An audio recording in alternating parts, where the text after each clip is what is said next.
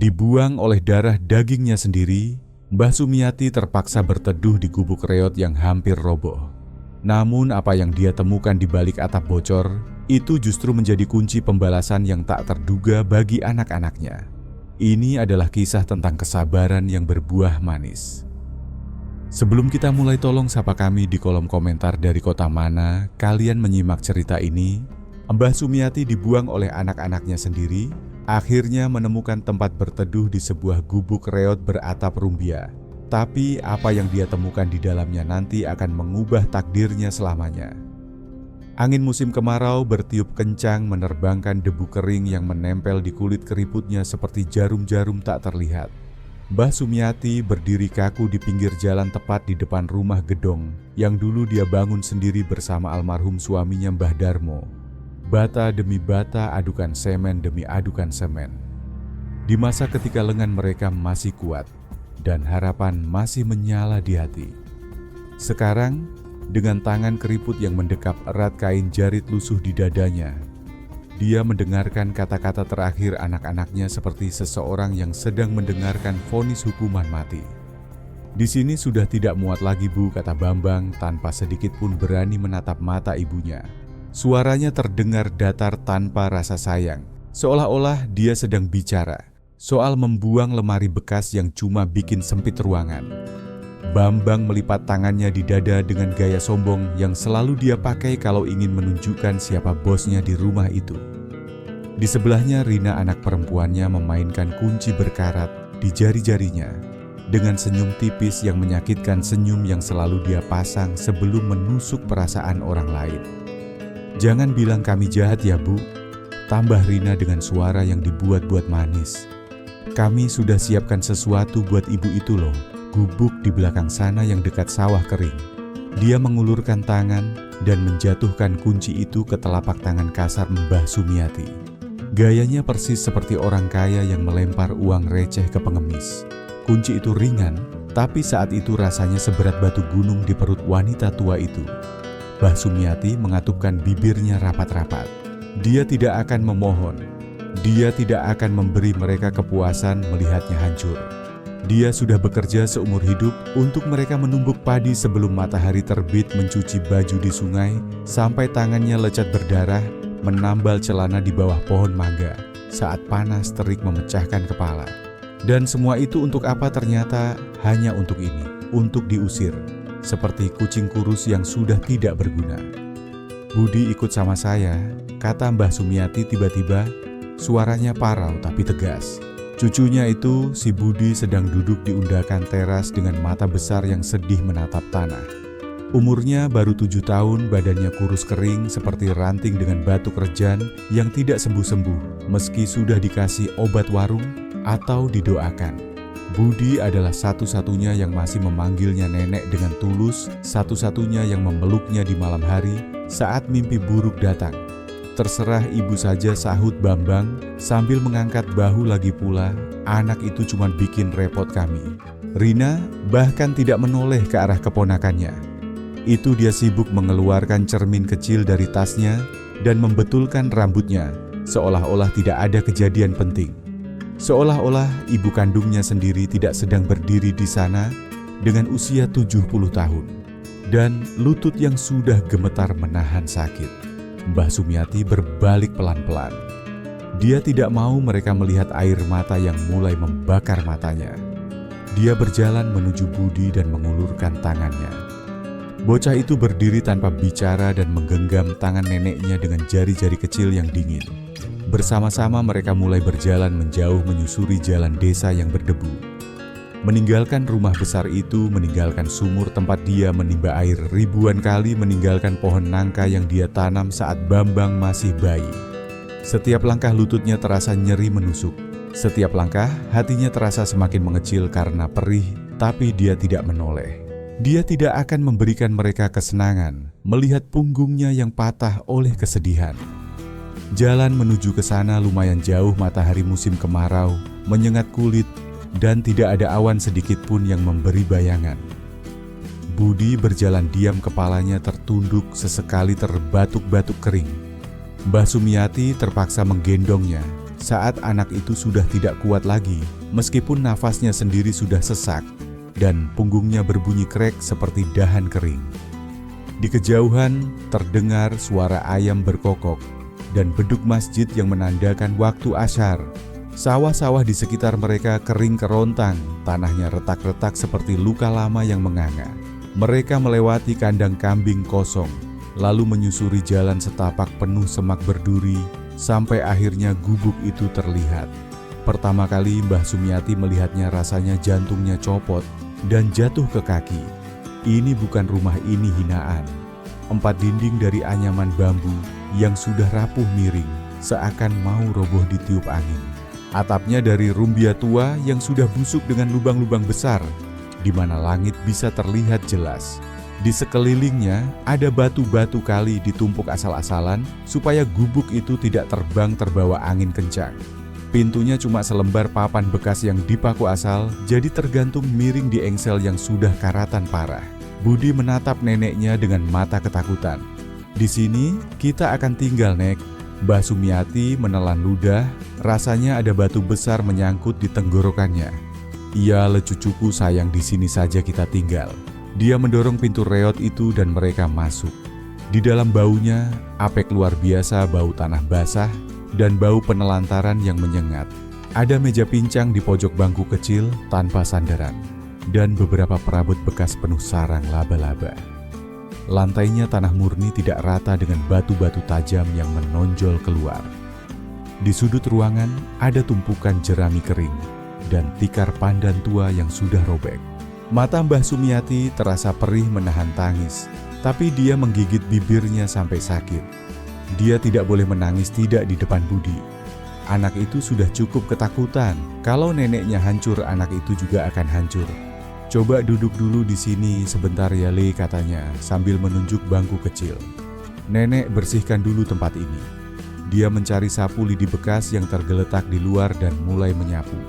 Debu tebal beterbangan menjadi awan kelabu membuat hidung dan mata mereka gatal. Tapi dia terus menyapu setiap sudut, setiap celah, membuang sarang laba-laba kotoran tikus dan semua sampah. Lalu dia mengibas-ngibaskan tikar pandan tua itu sekuat tenaga dan menggelarnya di atas tanah. Di luar gubuk, dia mengumpulkan 3 batu besar dan menyusunnya jadi tungku darurat. Itu akan jadi dapur mereka. Dia mengaduk-aduk tumpukan barang bekas sampai menemukan panci hitam yang sudah penyok.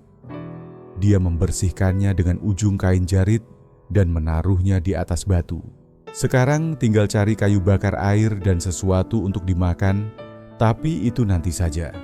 Yang penting setidaknya ada tempat untuk merebahkan badan. Saat matahari mulai terbenam, Mbah Sumiati menyalakan api dengan ranting-ranting kering.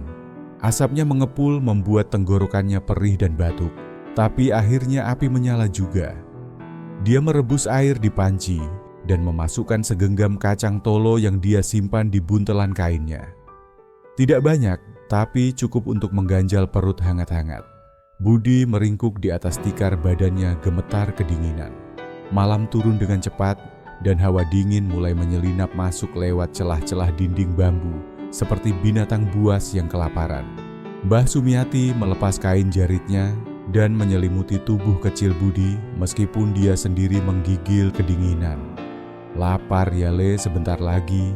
Matang makan yang banyak ya, biar badanmu kuat." Saat kacang rebus itu matang, Mbah Sumiati menyuapi cucunya pelan-pelan.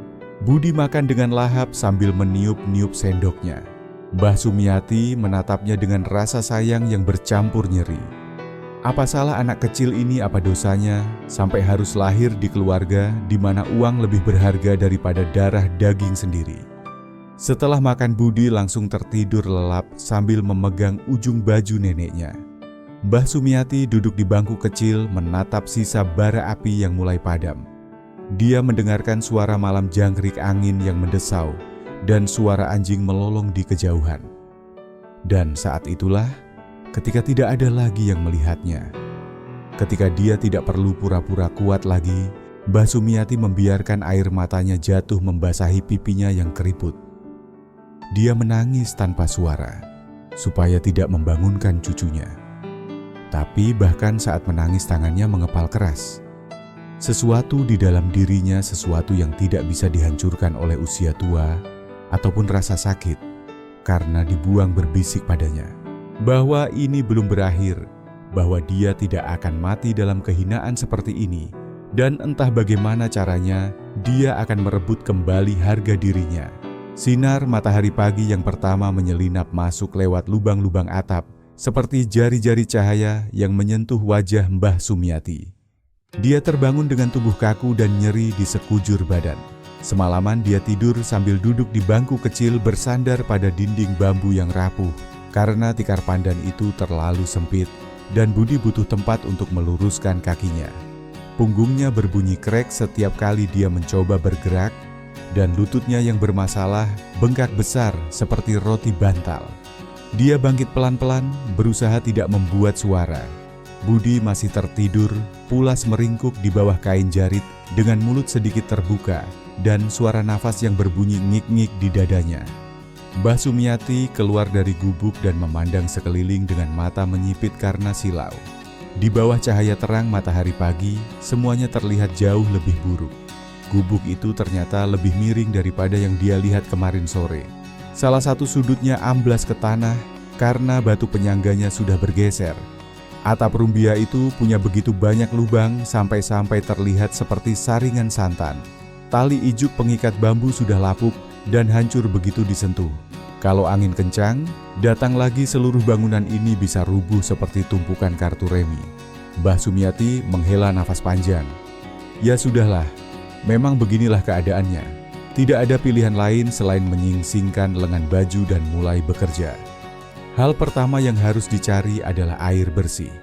Dia ingat ada sendang umum sekitar setengah kilometer dari situ dekat perbatasan dengan kebun Pak Haji Sobari. Dia mengambil ember penyok yang dia temukan di antara sampah kemarin dan mulai berjalan. Setiap langkah adalah pertarungan melawan lutut yang menolak ditekuk, tapi dia mengertakkan gigi dan terus melangkah. Jalanan desa masih sepi. Jam segini, kebanyakan orang sudah sibuk di sawah atau di pasar. Laki-laki mencangkul perempuan menumbuk padi atau memasak. Mbah Sumiati berjalan dengan kepala tegak meskipun hatinya merasa lebih kecil dari semut. Dia tahu, semua orang pasti sudah tahu. Kabar buruk selalu menyebar lebih cepat dari api di jerami kering. Pasti satu kampung sudah berbisik-bisik tentang bagaimana anak-anak Mbah Sumiati mengusir ibu kandungnya sendiri, seperti mengusir anjing kurap.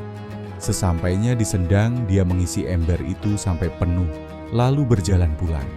Air itu beratnya minta ampun, dan gagang besi ember itu melukai telapak tangannya. Di tengah jalan, dia terpaksa berhenti, duduk di atas batu besar, menatap langit biru yang bersih, sambil bertanya-tanya. Bagaimana mungkin dunia masih berjalan seperti biasa, padahal dunianya sendiri sudah hancur lebur. Sesampainya kembali di gubuk, Budi sudah bangun. Matanya bengkak dan hidungnya meler. "Selamat pagi, Nek," katanya lemas. "Tenggorokanku sakit." Mbah Sumiati meraba dahi cucunya. Badannya panas. Batuknya makin parah semalam gara-gara angin malam yang jahat. "Nanti nenek buatkan obat ya Le, biar kamu sembuh." Tapi dia tidak punya obat, tidak punya teh, tidak punya apa-apa. Cuma sisa kacang rebus semalam dan sepotong singkong keras yang dia simpan di buntelan. Dia memberikan singkong itu pada Budi dan memanaskan sisa kacang di panci hitam. Anak itu makan tanpa mengeluh meski harus mencelupkan singkong keras itu ke kuah kacang supaya bisa dikunyah. Setelah sarapan seadanya, Mbah Sumiati mulai memeriksa gubuk dengan lebih teliti.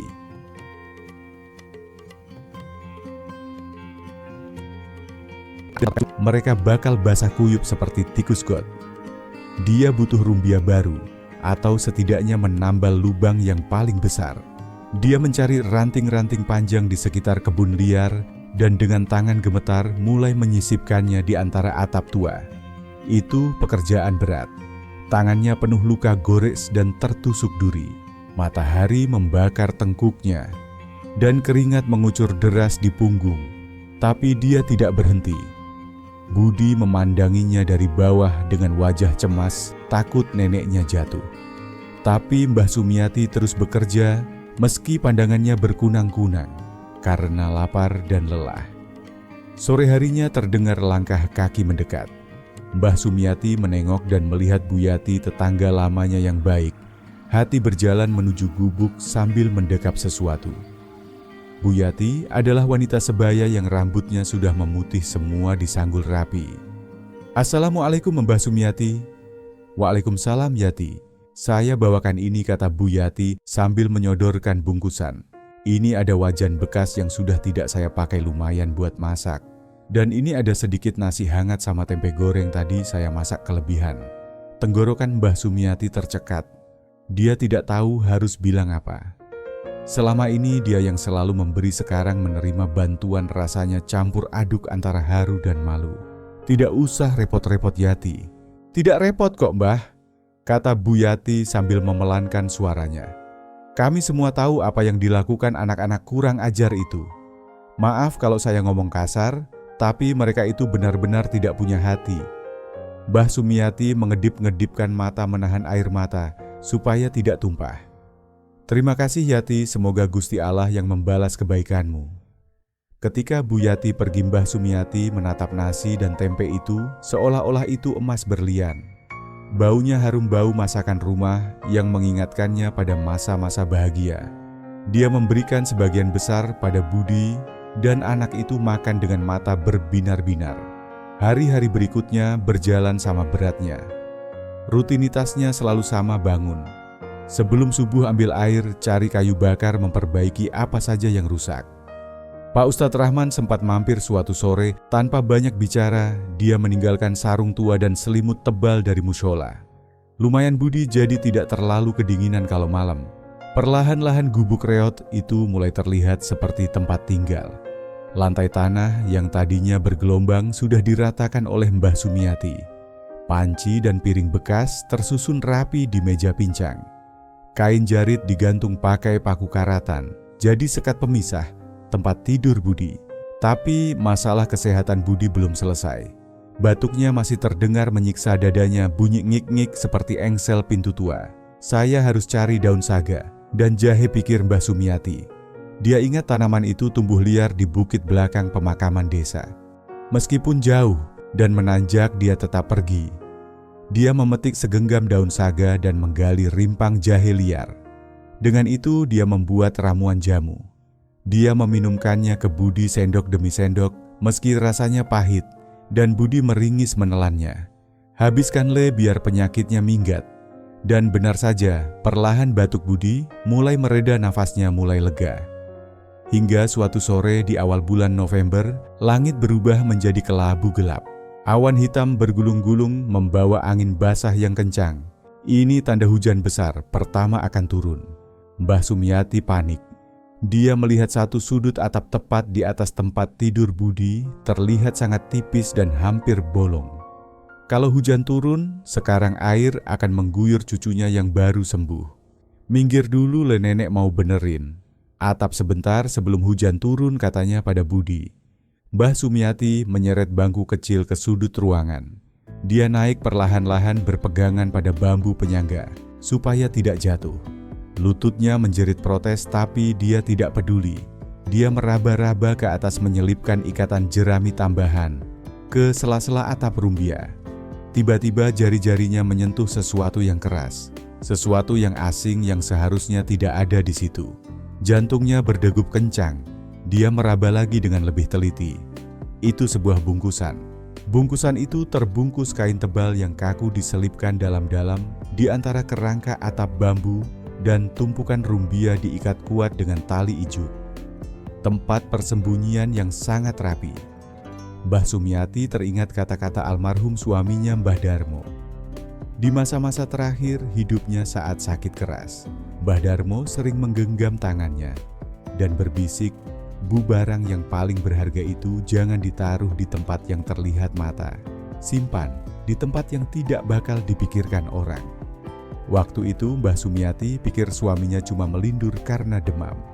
Tapi sekarang dengan bungkusan misterius di ujung jarinya, kata-kata itu terasa begitu nyata. "Nek, ada apa?" tanya Budi dari bawah. "Tidak ada apa-apa Le, cuma ngecek atap, jawabnya dengan suara gemetar. Mbah Sumiati menarik bungkusan itu. Talinya sangat kuat, tapi setelah ditarik, paksa akhirnya terlepas. Benda itu jatuh ke tangannya cukup berat. Dia turun dari bangku dengan kaki gemetar hebat. Bukan karena capek, tapi karena perasaan aneh yang tiba-tiba menyergap dadanya. Firasat kuat bahwa apa yang dia pegang ini adalah kunci dari segalanya. Dia duduk di lantai tanah, meletakkan bungkusan berdebu itu di pangkuannya. Di luar suara guntur mulai menggelegar dan tetes hujan pertama mulai menghantam atap gubuk. Tapi Mbah Sumiati tidak peduli lagi pada hujan. Dia hanya menatap bungkusan peninggalan suaminya itu, siap untuk membuka rahasia yang telah lama terkubur. Emiliano, maksud saya, Budi mendekat dengan rasa penasaran. Apa itu, Nek? Tanyanya sambil memiringkan kepala. Mbah Sumiati tidak langsung menjawab. Tangannya gemetar hebat saat mencoba membuka simpul tali ijuk yang mengikat bungkusan itu. Talinya keras dan kasar sampai-sampai dia harus menggunakan giginya yang tinggal sedikit untuk melonggarkannya. Setelah berjuang beberapa saat, simpul itu akhirnya terlepas. Mbah Sumiati membuka lapisan kain terpal tua yang membungkus isinya. Bau apek kertas tua langsung menyeruak keluar bercampur dengan bau tanah basah.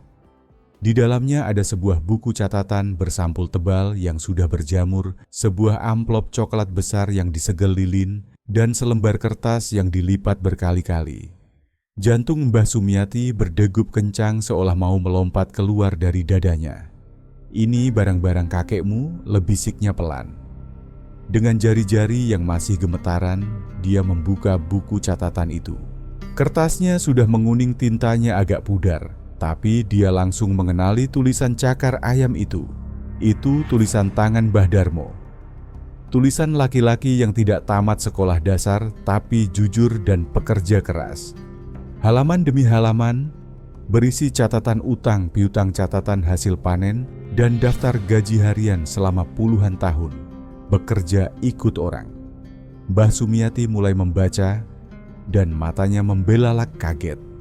Ternyata ada rahasia yang selama ini disimpan rapat-rapat oleh suaminya. Di situ tertulis bahwa Mbah Darmo dulu pernah menanggung utang saudara jauhnya yang kabur membawa lari uang Juragan Broto, tuan tanah terkaya di desa itu zaman dulu. Untuk melunasi utang yang bukan miliknya itu, Mbah Darmo bekerja tanpa dibayar penuh selama bertahun-tahun. Sebagai gantinya, Juragan Broto yang merasa kasihan dan kagum pada kejujuran Darmo membuat perjanjian hitam di atas putih. Sebagai upah kerja kerasnya selama puluhan tahun, Juragan Broto menyerahkan hak kepemilikan tanah sawah yang subur dan tanah pekarangan di pinggir jalan utama kepada keluarga Darmo.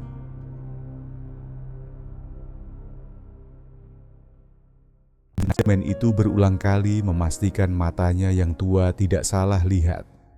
Di situ tertulis jelas tanah-tanah itu bukan atas nama Darmo, tapi langsung diatasnamakan Sumiati binti Sastro. Suaminya telah merencanakan ini sejak lama.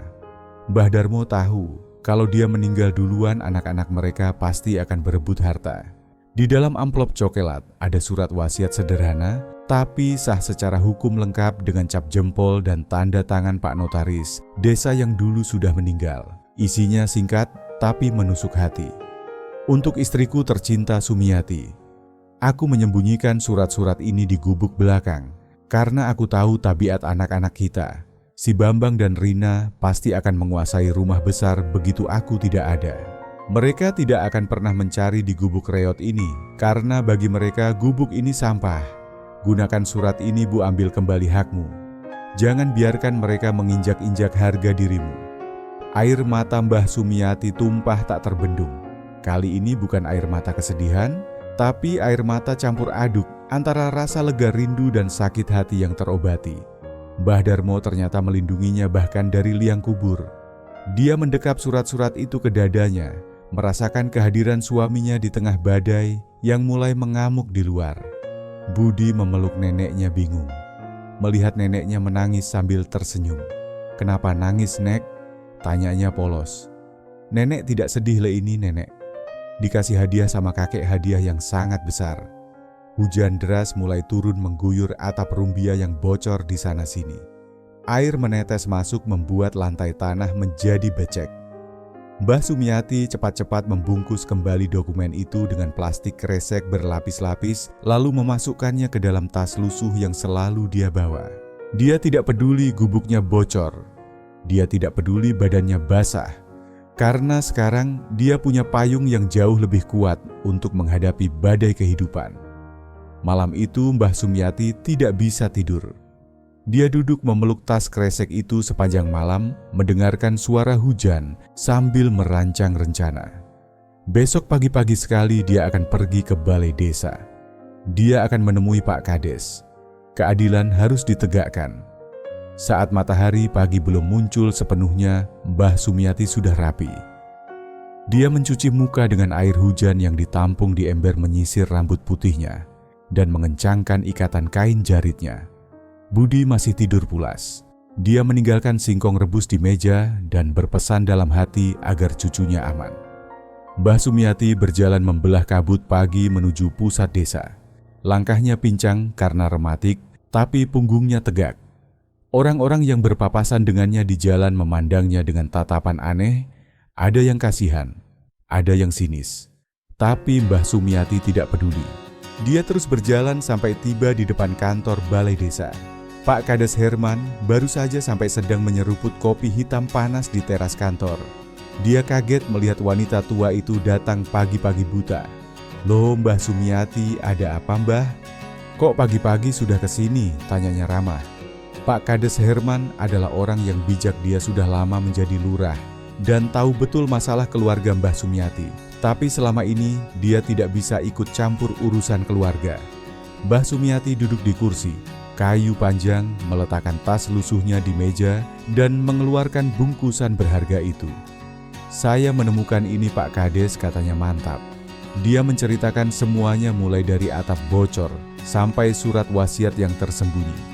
Pak Kades Herman memakai kacamata tebalnya dan mulai memeriksa lembar demi lembar dokumen itu. Keningnya berkerut serius.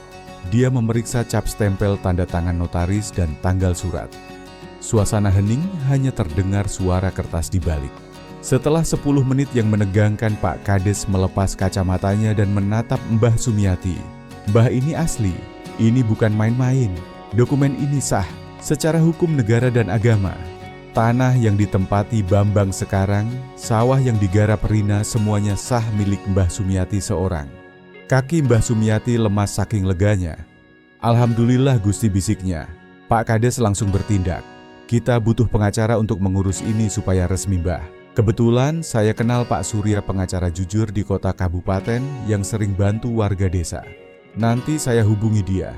Mbah simpan ini baik-baik, jangan sampai hilang. Dan jangan bilang siapa-siapa dulu. Tapi namanya juga di desa dinding pun bisa bicara." Rupanya obrolan itu terdengar oleh penjaga kantor desa yang sedang menyapu di belakang. Si penjaga menceritakannya ke istrinya cerita ke tukang sayur, dan tukang sayur menyebarkannya ke seluruh kampung.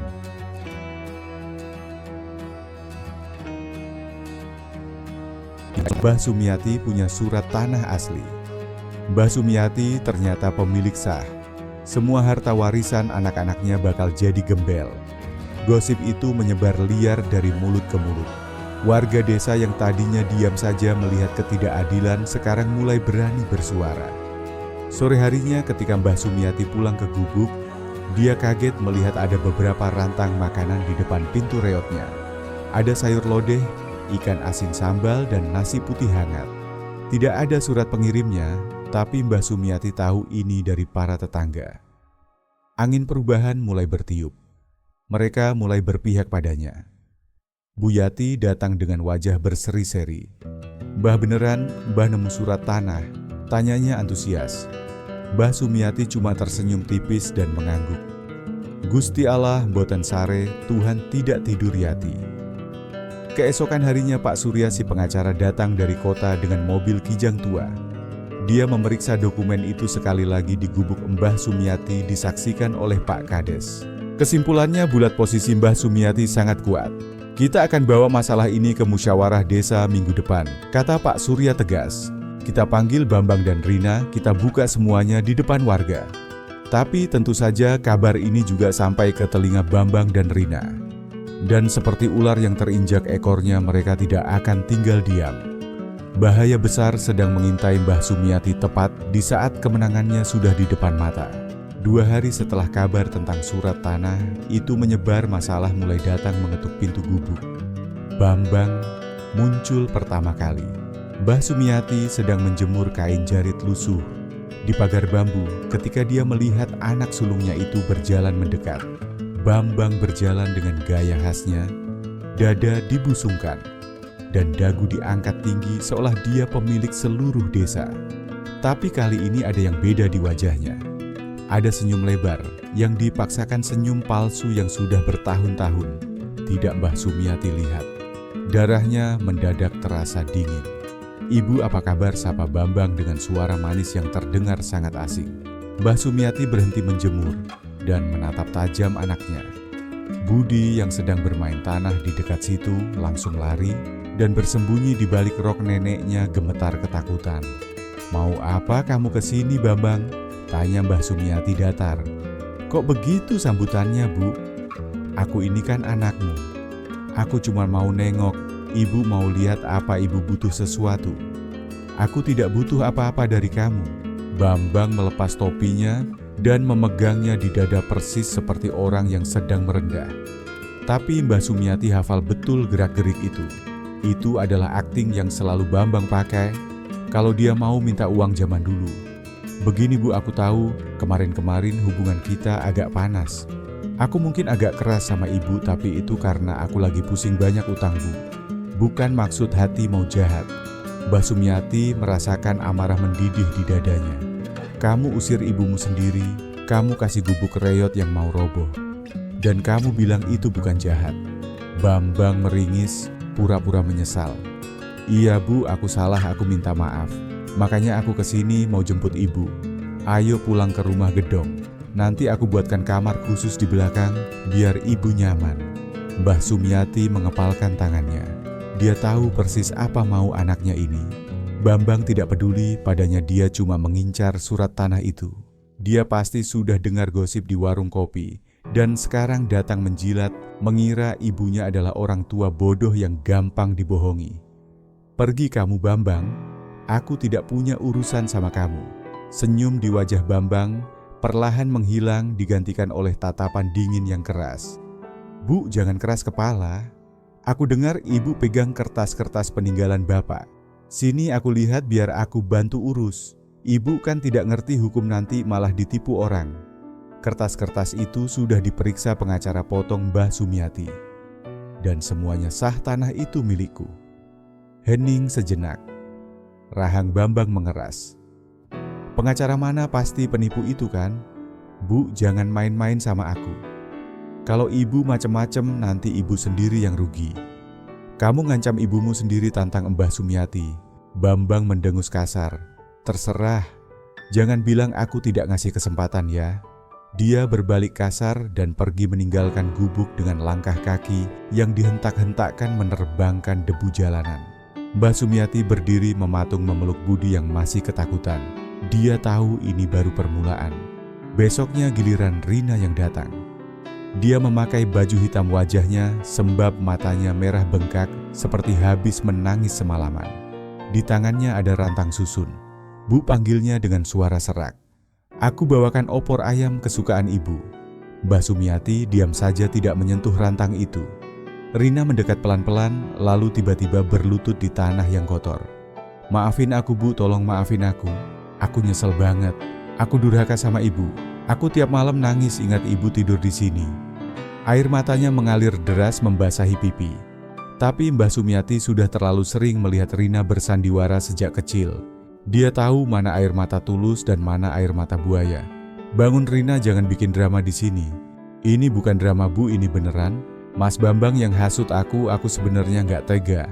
Rina mengelap ingusnya dengan ujung selendang. "Karena itu Bu, izinkan aku bawa Budi ya. Kasihan Budi tinggal di gubuk kotor begini. Biar dia tinggal sama aku, makan enak, tidur di kasur empuk. Nah, ketahuan juga niat aslinya." "Budi tetap sama," aku jawab. Mbah Sumiati tegas. "Tapi ibu-ibu kan sudah tua sakit-sakitan. Gimana mau ngurus anak kecil? Serahkan Budi padaku, nanti ibu tenang saja di sini." Aku bilang tidak ya tidak. Seketika itu juga tangisan Rina berhenti. Wajah sedihnya lenyap berubah menjadi wajah Judas yang biasa. Dia berdiri dan menepuk-nepuk roknya yang kotor. Ya sudah, kalau ibu maunya begitu. Tapi asal ibu tahu saja, kertas-kertas yang ibu banggakan itu pasti sudah kadaluarsa. Bapak itu sudah pikun waktu nulis itu. Kalau ibu nekat bawa ini ke rapat desa, ibu bakal malu sendiri. Orang-orang bakal ngetawain ibu. Biar saja orang ketawa, jawab Mbah Sumiati tenang. Rina mendengus sinis. Awas ya bu, jangan cari aku kalau ibu kalah. Dia pergi begitu saja, meninggalkan rantang opor ayam di tanah. Mbah Sumiati membuka rantang itu. Baunya enak, tapi dia tidak bodoh. Dia membuang isi opor ayam itu jauh-jauh ke kebun belakang. Biar dimakan kucing liar saja. Dia tidak akan memakan apapun pemberian Rina. Hari-hari berikutnya terasa mencekam. Mbah Sumiati merasa diawasi terus-menerus. Setiap malam dia mendengar suara langkah kaki mengendap-endap di luar gubuk. Suara kresek-kresek di semak belukar. Hingga suatu malam, mimpi buruk itu benar-benar terjadi. Jam 2 pagi, Budi terbangun dan mengguncang bahu neneknya. Nek, ada orang di luar, bisiknya ketakutan. Mbah Sumiati terbangun dengan jantung berpacu. Dia mengintip dari celah dinding bambu. Dalam kegelapan, dia melihat bayangan 2 orang laki-laki berdiri di depan pintu gubuk. Wajah mereka tertutup kain sarung seperti ninja. Salah satu dari mereka mulai mencongkel pintu papan itu dengan linggis kecil. Siapa itu, teriak Mbah Sumiati sekuat tenaga berharap suaranya terdengar tetangga. Maling, tolong ada maling. Orang-orang itu panik tapi malah makin nekat. Mereka menendang pintu reot itu sampai engselnya lepas. Brak, pintu terbuka. 2 orang itu merangsek masuk. Cari tasnya, cepat, teriak salah satu orang itu dengan suara yang disamarkan. Mereka mengobrak-abrik isi gubuk. Budi menjerit ketakutan. Salah satu penjahat itu mendorong Budi sampai terpelanting menabrak dinding. Mbah Sumiati menjerit histeris melihat cucunya disakiti. Rasa takutnya hilang berubah menjadi naluri induk macan yang melindungi anaknya. Dia menyambar panci tanah, lihat bekas masak air yang ada di dekatnya, dan memukulkannya sekuat tenaga ke kepala penjahat yang sedang memegang tas kresek dokumen. Panci itu pecah berantakan. Penjahat itu mengaduh kesakitan dan terhuyung mundur. Lepaskan tas itu, teriak Mbah Sumiati sambil menarik-narik tasnya. Penjahat satu lagi mencengkeram lengan Mbah Sumiati dan membantingnya ke tanah. Punggung tuanya menghantam lantai keras, rasanya remuk redam. Nek, teriak Budi sambil merangkak mendekati neneknya. Tepat saat penjahat itu hampir berhasil membawa lari tasnya, terdengar teriakan dari luar. Woi, ada apa itu? Itu suara Pak Slamet dan menantunya. Cahaya senter menyorot masuk ke dalam gubuk. Maling tangkap, maling, teriak warga yang mulai berdatangan. 2 penjahat itu panik. Mereka melepaskan tas itu dan lari terbirit-birit menerobos dinding bambu bagian belakang yang rapuh. Pak Slamet dan beberapa pemuda desa mengejar mereka. Terjadi pergulatan singkat di kebun belakang. Salah satu penjahat berhasil lolos, tapi penjahat satunya sempat ditarik sarung penutup wajahnya oleh pemuda desa sebelum dia berhasil kabur melompati pagar. Senter menyorot tepat ke wajahnya sekilas. Warga yang melihatnya ternganga, kaget. Itu Bambang, anak kandung Mbah Sumiati sendiri. Di dalam gubuk, Bu Yati membantu Mbah Sumiati duduk. Punggung Mbah Sumiati sakit, bukan main, lengannya lecet berdarah. Tapi dia memeluk tas dokumen itu erat-erat di dadanya. Budi menangis sesenggukan dengan benjol di kepalanya. Pak Kades Herman datang tergopoh-gopoh. Beberapa menit kemudian dengan wajah merah padam karena marah. Kurang ajar ini sudah keterlaluan, geram Pak Kades setelah mendengar laporan warga. Mencuri saja sudah salah, ini memukuli ibu kandung dan anak kecil. Benar-benar biadab. Malam itu Mbah Sumiati tidak tidur lagi. Gubuknya dijaga ketat oleh 10 pemuda desa yang membawa pentungan dan golok. Mereka membuat api unggun di depan gubuk, bersumpah tidak akan membiarkan siapapun menyentuh Mbah Sumiati lagi. Peristiwa malam itu mengubah segalanya.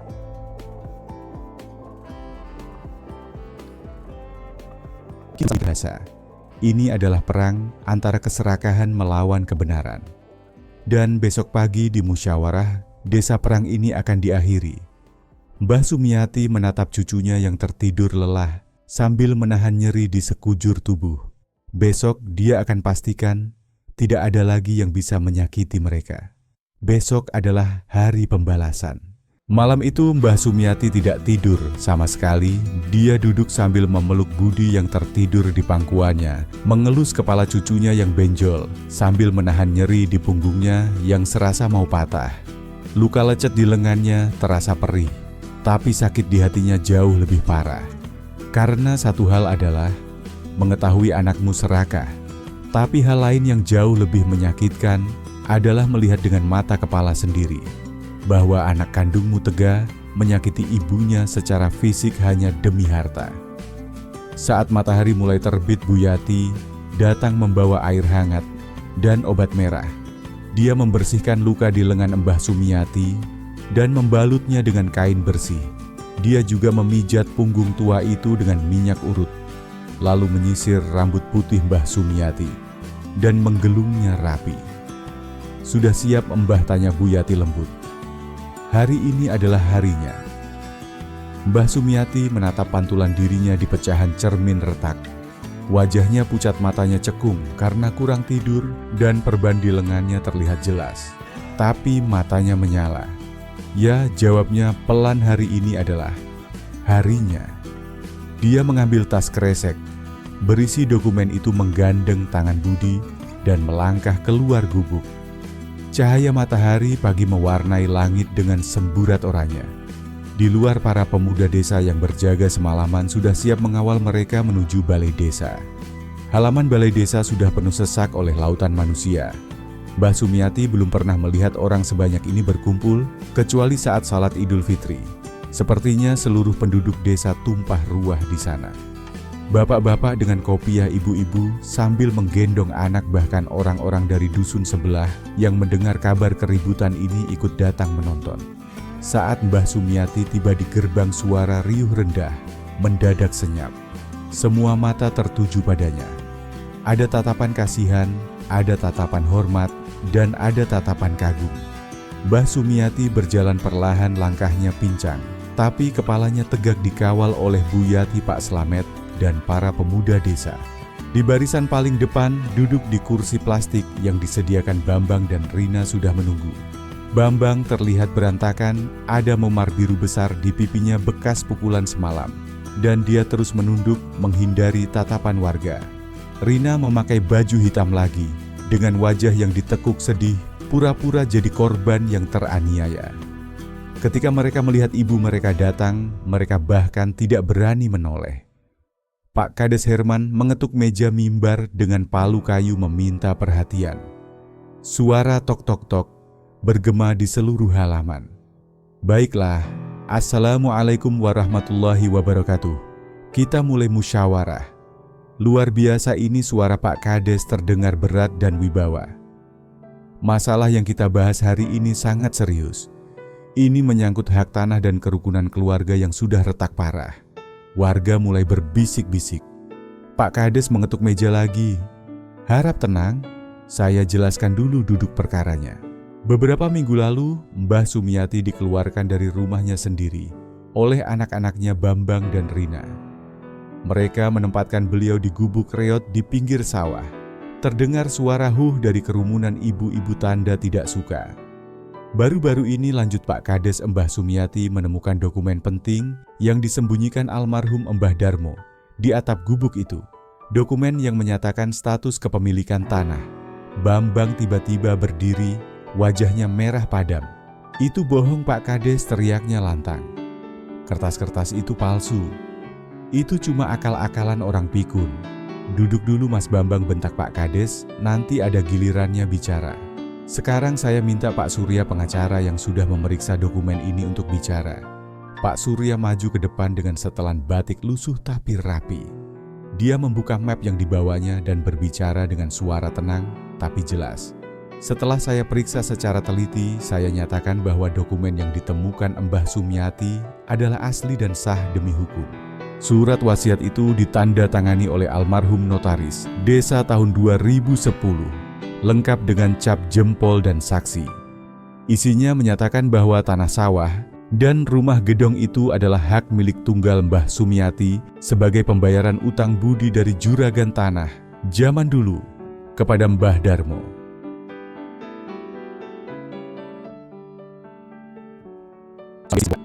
Lalu bisik-bisik mulai terdengar lagi, makin lama makin keras. Bambang kembali berdiri kali ini sambil menunjuk-nunjuk. Bapak saya waktu nulis itu sudah gila, dia sakit keras, dia tidak sadar apa yang dia tulis pasti ada yang menghasutnya. Pak Surya menjawab dengan tenang.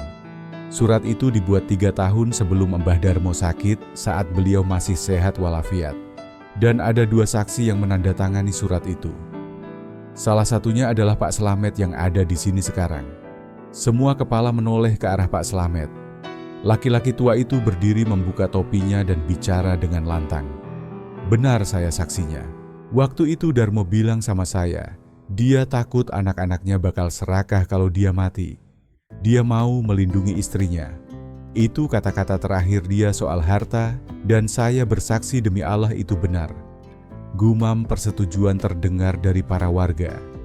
Bambang mengepalkan tangannya, tapi tidak bisa membantah. Rina masih menunduk pura-pura tidak dengar. Pak Kades kembali bicara.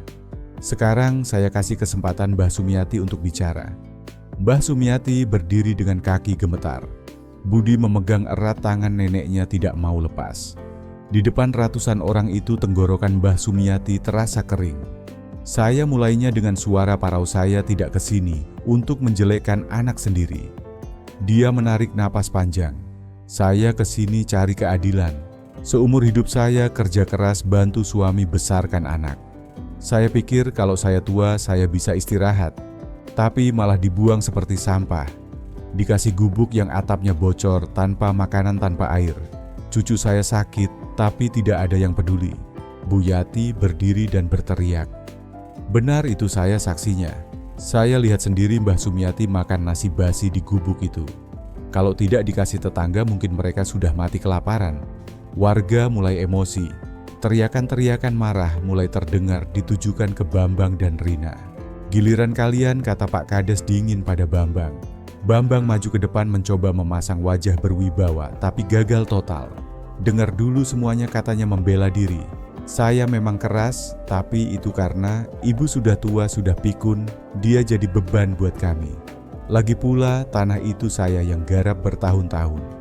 Saya yang berkeringat di sana masa sekarang, mau diambil begitu saja, saya mau makan apa? Kata-katanya justru menjadi bumerang. Hening yang dingin menyambutnya. Dia baru saja menyebut ibunya beban di depan orang banyak. Tiba-tiba suara kecil yang jernih memecah keheningan. Budi yang sejak tadi diam angkat bicara. Suaranya bergetar tapi jelas. Nenek yang ngerawat aku waktu sakit. Bambang dan Rina kaget melihat anak kecil itu bicara. Semua orang memandang Budi. Waktu aku batuk darah, nenek yang kasih obat, nenek yang selimutin aku pakai kainnya sendiri. Padahal nenek kedinginan. Om Bambang sama Tante Rina nggak pernah nengok aku kalian jahat. Rina langsung berdiri, wajahnya merah padam karena malu. Diam kamu anak kecil, tahu apa kamu bentaknya kasar. Jangan bentak anak itu, teriak Bu Yati. Anak kecil tidak pernah bohong. Suasana makin panas. Warga mulai merangsek maju marah melihat kelakuan Rina. Pak Kades memukul meja berkali-kali sampai suasana agak tenang. Belum selesai, katanya dengan suara menggelegar. Ada satu hal lagi yang harus kalian tahu. Tadi malam terjadi percobaan perampokan di gubuk Mbah Sumiati. Nafas warga tertahan. 2 orang bertopeng masuk paksa memukuli Mbah Sumiati dan melempar Budi ke tembok cuma buat mencuri surat tanah ini.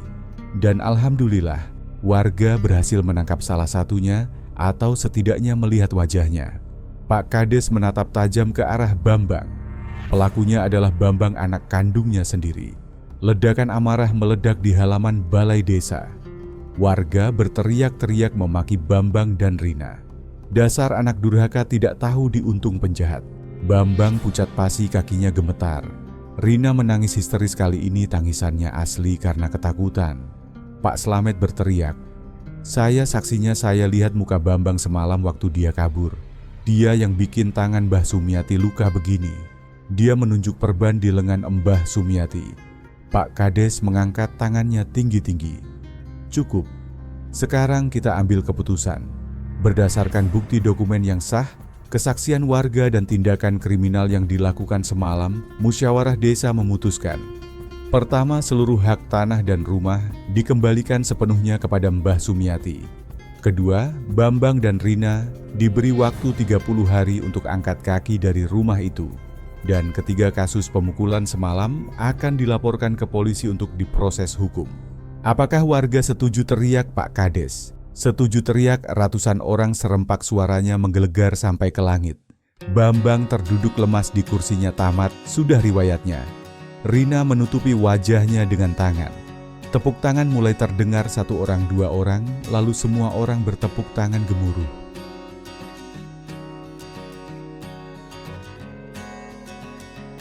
Mengalir deras di pipinya. Dia menang. Keadilan akhirnya menang. Bukan dengan kekerasan, tapi dengan keberanian dan kebenaran. Hari-hari setelah musyawarah itu rasanya seperti bangun dari mimpi buruk yang panjang dan menyadari bahwa matahari pagi masih bersinar. Orang-orang desa menyapa Mbah Sumiati dengan cara yang berbeda. Dulu tatapan mereka penuh rasa kasihan, sekarang tatapan mereka penuh rasa hormat. Pak Kades Herman datang sendiri untuk memberi peringatan terakhir kepada Bambang dan Rina. Mereka punya waktu 30 hari untuk angkat kaki dari rumah dan tanah itu. Mbah Sumiati tidak ikut saat pemberitahuan itu disampaikan, tapi Bu Yati yang kebetulan lewat menceritakan semuanya dengan semangat. Mereka ngamuk-ngamuk bah cerita Bu Yati. Bambang teriak-teriak kalau dia tidak terima. Rina menangis meraung-raung. Tapi kali ini tidak ada 1 orang pun yang percaya air matanya. Pak Kades bilang tegas kalau dalam sebulan tidak pergi polisi yang akan menyeret mereka keluar. Mbah Sumiati mendengarkan dengan hati yang tenang. Ada sedikit rasa nyeri di dada. Karena bagaimanapun juga mereka tetap darah dagingnya.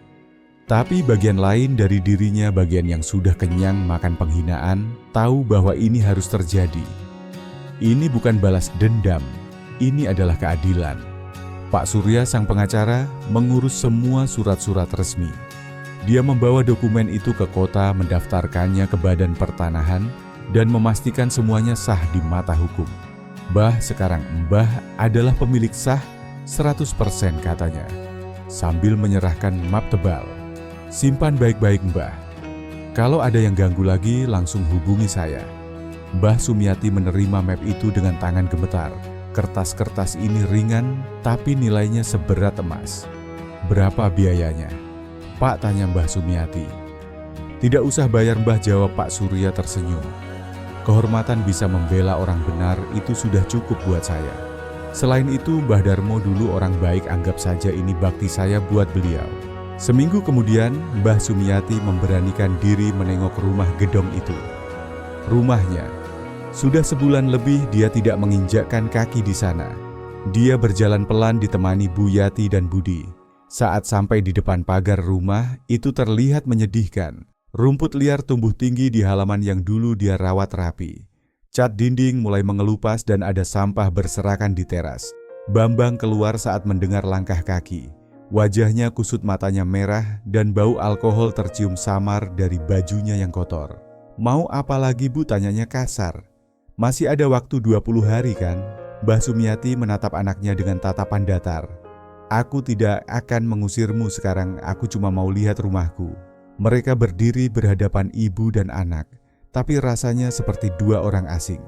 Mbah Sumiati mencari sisa-sisa sosok Bambang kecil di mata laki-laki kasar itu. Mencari anak laki-laki yang dulu suka mengejar layangan di sawah, tapi sosok itu sudah mati terkubur oleh keserakahan. Puas Bu, tanya Bambang pahit. Puas bikin anak sendiri jadi gelandangan. Kamu yang bikin dirimu sendiri jadi begini Bambang. Ibu sudah kasih semuanya, tapi kamu tidak pernah cukup. Kamu anakku, harusnya anak merawat ibunya bukan membuangnya. Bambang tidak bisa menjawab. Dia membuang muka lalu masuk ke dalam rumah dan membanting pintu. Mbah Sumiati menatap pintu tertutup itu sejenak lalu berbalik. Ayo pulang Yati, sudah cukup. Di jalan pulang menuju gubuk, Budi tiba-tiba bertanya, "Nek, nanti kita bakal tinggal di rumah gedong itu lagi ya?" Mbah Sumiati terdiam.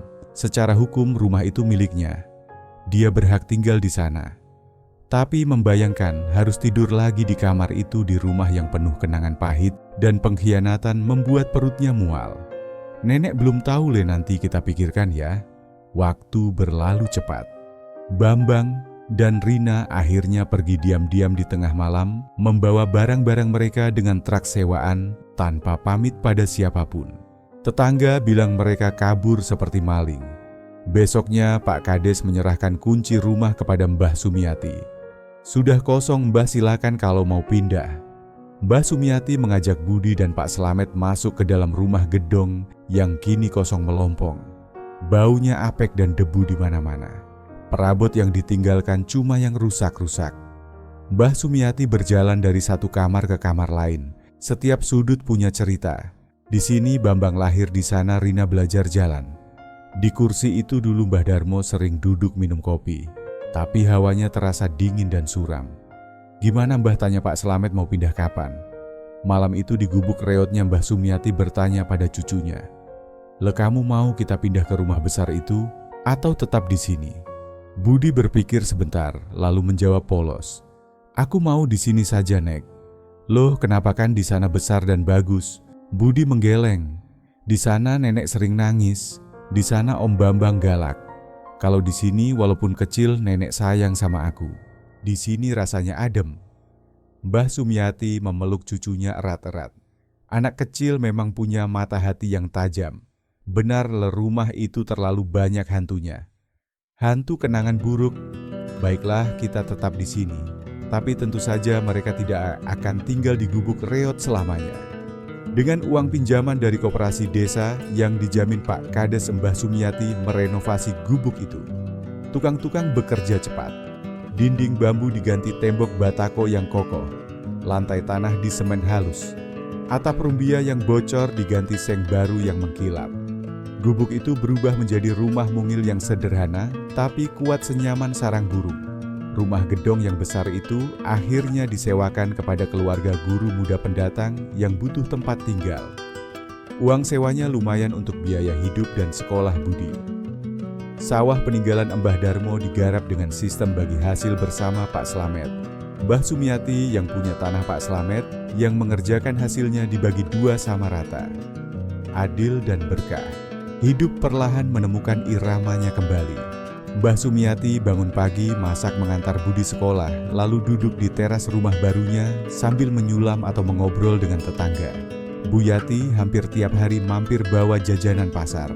Pak Ustadz sering lewat dan menyapa ramah. Mbah Sumiati bukan lagi nenek tua yang dibuang. Dia adalah Mbah Sumiati yang terhormat, wanita yang memenangkan harga dirinya kembali. Kabar tentang anak-anaknya samar-samar terdengar. Katanya Bambang luntang-lantung di kota, jadi kuli serabutan dan sering mabuk. Rina kabarnya ikut laki-laki hidung belang yang sering memukulinya. Setiap malam Mbah Sumiati tetap mendoakan mereka dalam sholatnya. Biar bagaimanapun, seorang ibu tidak akan pernah benar-benar memutus tali batin. Tapi dia tidak lagi menangisi mereka.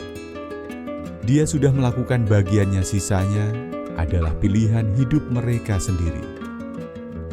6 bulan setelah kejadian itu, Mbah Sumiati bangun sebelum subuh seperti biasa.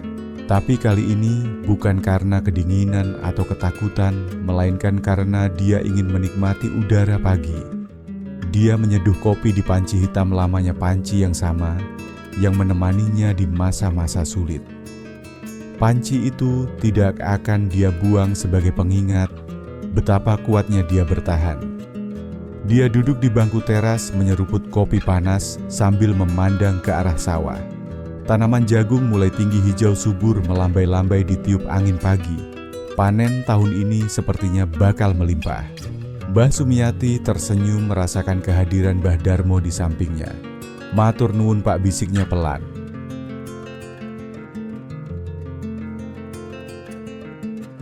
"Anak-anak kita memang tersesat, tapi aku dan cucumu baik-baik saja."